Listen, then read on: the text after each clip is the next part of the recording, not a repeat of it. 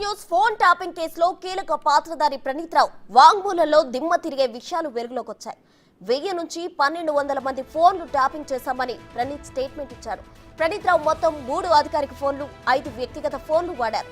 ప్రభాకర్ రావు వల్లే తనకు డీఎస్పీగా accelerated promotion వచ్చిందన్న ప్రణీత్ ఎన్నికల సమయంలో ప్రతిపక్ష పార్టీల అభ్యర్థులపై నిఘా పెట్టామని అంగీకరించారు.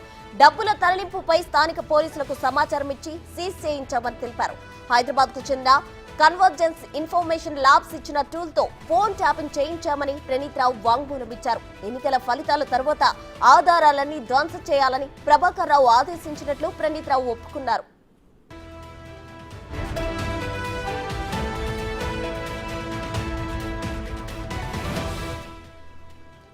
మొత్తంగా 17 కంప్యూటర్లు, ఓ ల్యాప్టాప్ లోని 50 హార్డ్ డిస్క్లు ప్రణీత్ రావు ధ్వంసం చేయించారు. డిసెంబర్ 4న రాత్రి 7:30 ఎస్ఐబి ఆఫీసులో సీసీ కెమెరాలు ఆఫ్ చేయించారు. సీసీ కెమెరాలు ఆఫ్ చేయడానికి ముందుగా ఆర్ఎస్ఐ అనిల్ కుమార్ నిరాకరించాడు. అయితే అది చీఫ్ ఆదేశమంటూ బెదిరించి సీసీ కెమెరాలు బంద్ చేయించాడు. అదే సమయంలో అంటే రాత్రి 7:30 నుంచి 8:15 మధ్య హార్డ్ డిస్క్లు ప్రణీత్ రావు టీం మార్చేసింది. కన్వర్జెన్స్ ల్యాబ్స్ కు చెందిన శ్రీనివాస్ అనంతరం పిలిచి వారి సర్వర్లు, హార్డ్ డిస్క్లు అప్పగించాడు. 17 కంప్యూటర్లు, ఓ ల్యాప్టాప్, సర్వర్లోని హార్డ్ డిస్క్లు ఆర్ఎస్ఐ హరికృష్ణతో ప్రణీత్ రావు దగ్గరుండి తీయించాడు. హార్డ్ డిస్క్లు హెడ్ కానిస్టేబుల్ కె కృష్ణతో ముక్కలుగా కట్ చేయించి ప్రణీత్ రావు వాంగ్మూలంలో చెప్పుకొచ్చాడు.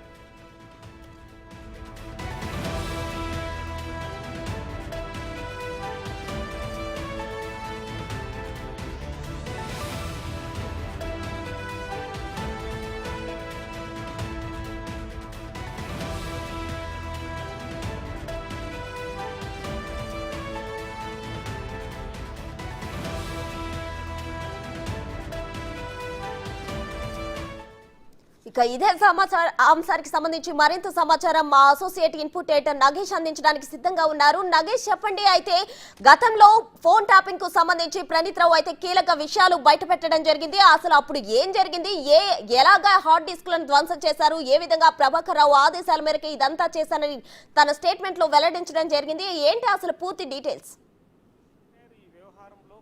రావే కీలకమైన వ్యక్తి అని చెప్పవచ్చు. ఎందుకంటే ఫోన్ ట్యాపింగ్ వ్యవహారం బయటకు వచ్చిన తర్వాత ప్రణీత్ రావే ఈ కేసులో మొదట అరెస్ట్ అయిన వ్యక్తి.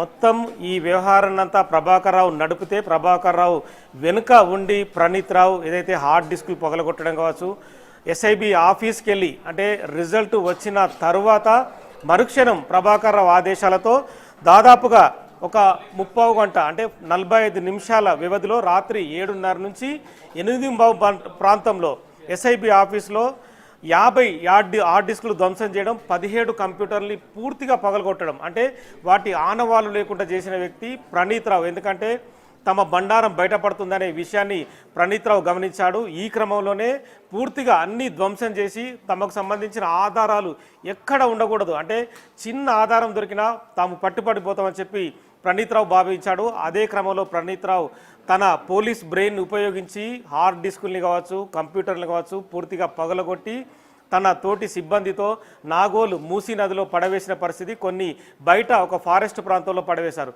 కానీ వాటిని రీట్రైవ్ చేయొచ్చన్న విషయాన్ని ప్రణీత్ రావు మర్చిపోయాడు.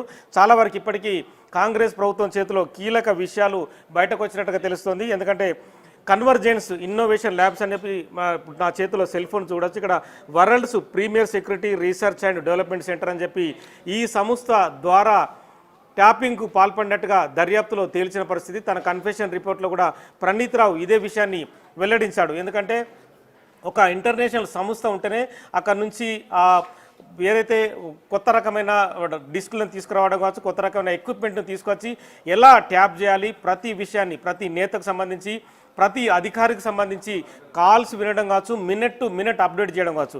దాదాపుగా 1200 మంది ప్రొఫైల్స్ని వాళ్ళు ట్యాప్ చేశారంటే ఎంతమంది పనిచేసి ఉండొచ్చు, కొన్ని వందల మంది ఎస్ఐబి సిబ్బందిని ఉపయోగించి పనిచేసినట్టు తెలుస్తుంది. ఇక్కడ మన చేతిలో కాపీ ఉంది. ఎందుకంటే ప్రణీత్ రావు కన్ఫెషన్ రిపోర్ట్ ఏదైతే ఉందో ఆ కన్ఫెషన్ రిపోర్ట్లో క్లియర్గా పేర్కొన్నాడు.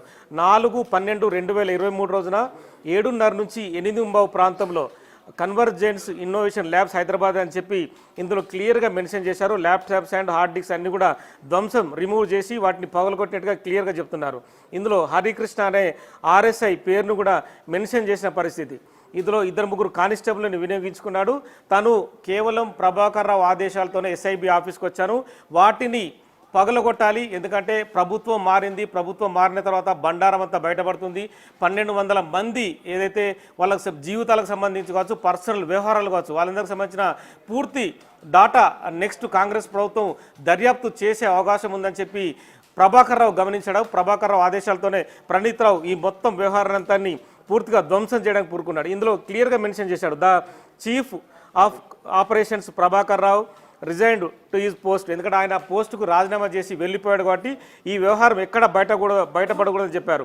తాను ఎస్ఐబి ఆఫీసుకు వెళ్ళిన వెంటనే బయట ఉండే ప్రణీత్ రావు అంటే తన విజువల్ని కూడా తాను రికార్డ్ చేసుకోవడానికి ఇష్టపడలేదు. అంటే పోలీస్ బ్రెయిన్ అనేది ఎంత కీలకంగా ఉందో మనం అర్థం చేసుకోవచ్చు. పోలీసులు ఒక వ్యక్తితో మాట్లాడేటప్పుడే చాలా అంటే వాళ్ళు వెళ్ళే అంటే వాళ్ళ మేనరిజం కావచ్చు, వాళ్ళు ప్రవర్తించే తీరు కావచ్చు, అంటే ఒక వ్యక్తి వస్తుంటేనే అతను క్రిమినలా, అతను మామూలు వ్యక్తి అని కూడా గమనిస్తాడు. అలాంటి ప్రణీత్ రావు తను లోపలికి వెళ్లకుండా, లోపలికి వెళితే తన విజువల్ కూడా సీసీ కెమెరాలు ఎక్కడ ఆ విజువల్ రికార్డ్ అవుతుందని చెప్పి బయట నుంచే 2 ఏఎస్ఐలను 2 కానిస్టేబుల్ను సీసీ కెమెరాలను పూర్తిగా తీసివేయండి, ఆఫ్ చేయండి, తదుపరి పూర్తిగా ధ్వంసం చేయండి అని చెప్పి లోపలికి వెళ్ళిన తర్వాత ఏదైతే హార్డ్ డిస్కులు కంప్యూటర్లు ఉన్నాయో వాటన్నింటినీ ధ్వంసం చేసి బయటకు వచ్చిన పరిస్థితి. ఇందులో